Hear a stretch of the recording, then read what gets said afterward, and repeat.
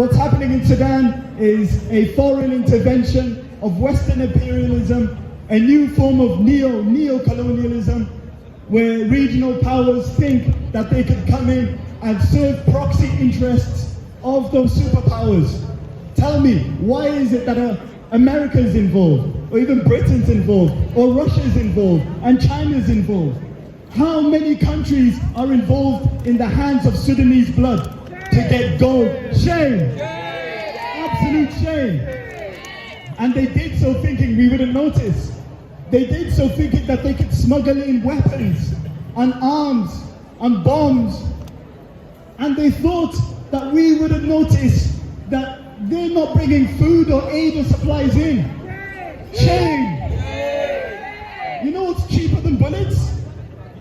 Withholding aid, stopping food from reaching the most needy and the most vulnerable. It is the most silent but most deadliest killer, because all you have to do is put a red tape and say, no, sorry, we can't help you. Let them starve to death by themselves.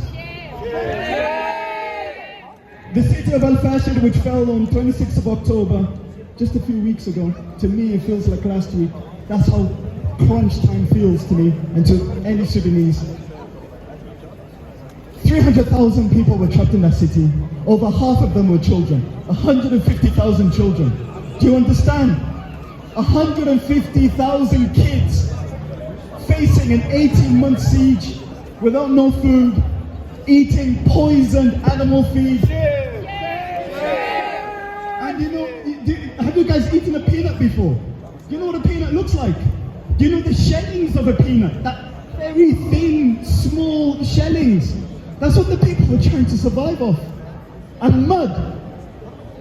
We have, even when we hear and we read of these stories of the testimonies on the ground, and we talk to people to get first-hand accounts, we can still never fathom and understand just how much pain and brutality that they're going through.